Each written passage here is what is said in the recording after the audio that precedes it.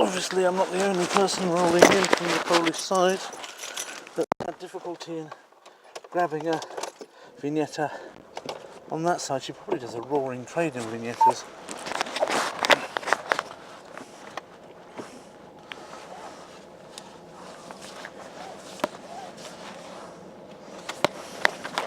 Right. Not to be confused with Viennetta, which is a nice ice cream cake, which I haven't seen around for a while. Used to buy it quite a lot for the family, but haven't seen it for a while. Should get one. So, yep.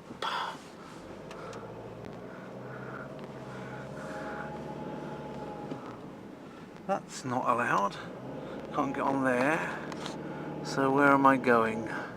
Síčešin Chalupky.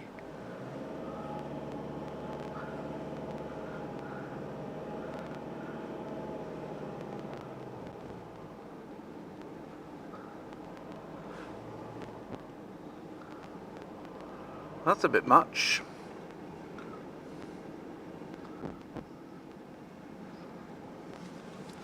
Maybe this is the only way of getting in there, I don't know. Was it the other way? Ah, because there's some kind of funny roundabout down here.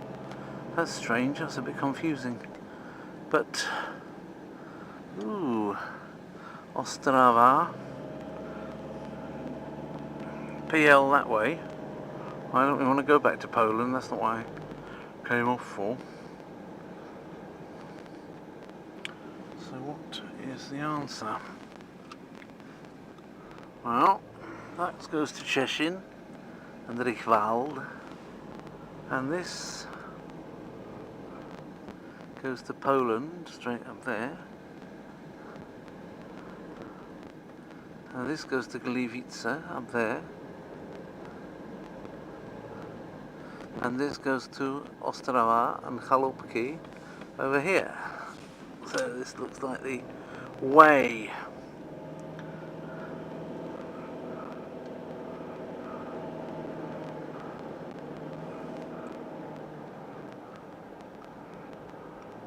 But now I'm not. I'm very obviously not back on a dual carriageway, whereas the dual carriageway is over there almost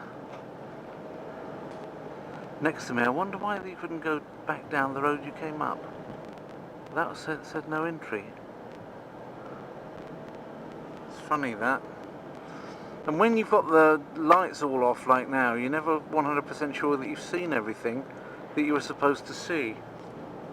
So coming like the first way in a place like this when it's dark isn't great.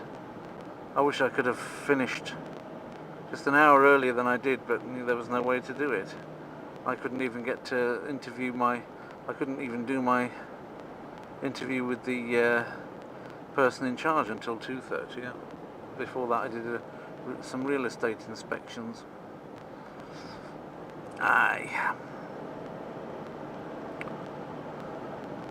Still, everything got done thoroughly, that's the main thing.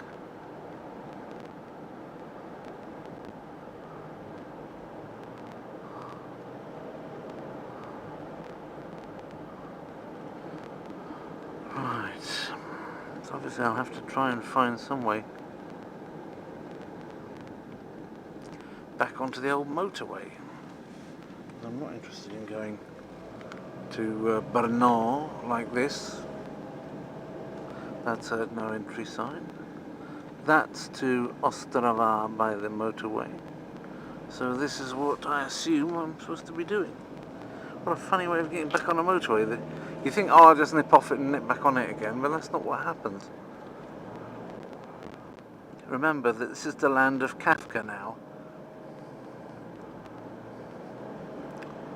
And things which might have seemed obvious are no longer obvious.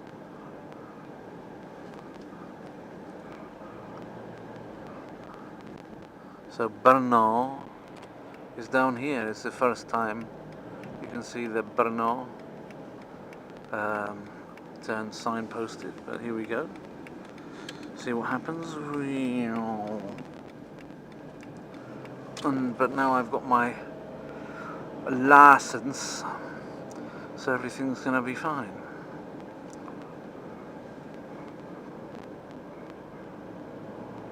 Yeah.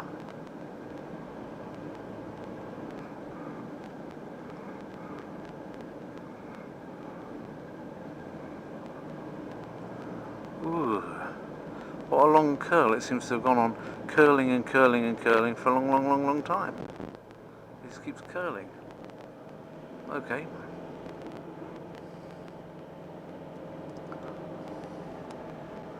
So, Bernard is actually signposted now. 178. But 178 kilometres of motorway is not such a big, big deal. That's something which I'd expect to be able to do in the 1.5 hours that I've now got between now and 10 o'clock. And 10 o'clock's a reasonable time to turn up at a hotel. Gives you time to settle down for the night. Okay, everything's kind of okay, you know. Except for the fact I can't see much, but never mind. Right. Okay, now there's a bit of a bumpy old autobahn there, like old-fashioned one and what have you. Oh, it's old-fashioned again. It feels like it's one of those old ones based on concrete slabs. But I just saw a sign saying that this is Austerlitz. And some people may know the Battle of Austerlitz, one of the important battles of Napoleon winning against the Austro-Hungarian Empire. A tough battle, Austerlitz. Part of the run-up to his invasion of Russia. So, in order to be able to invade Russia, he had to first get the Austro-Hungarian Empire a little bit kicked into touch.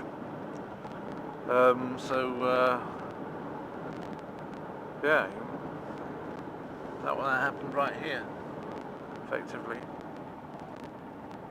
So now I've got about, what is it, according to this, 22, so 16.5 kilometres to the next turning, but 21 to destination, which is the middle of Bernard, to the International Hotel. Yeah, Slavkov u Brna is a place which is, well, effectively called Austerlitz in German.